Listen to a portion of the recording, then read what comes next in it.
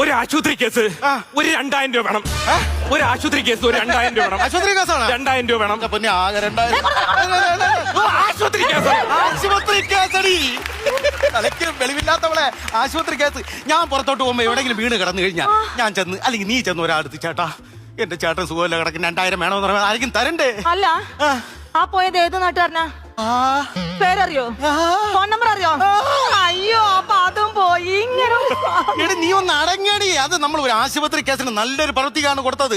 പരസഹായം പപ്പൻ ഇങ്ങനെയുള്ള പല പല കാര്യങ്ങളും ചെയ്തുകൊണ്ടേയിരിക്കും. അപ്പൊ ആ കാശ് പോയി.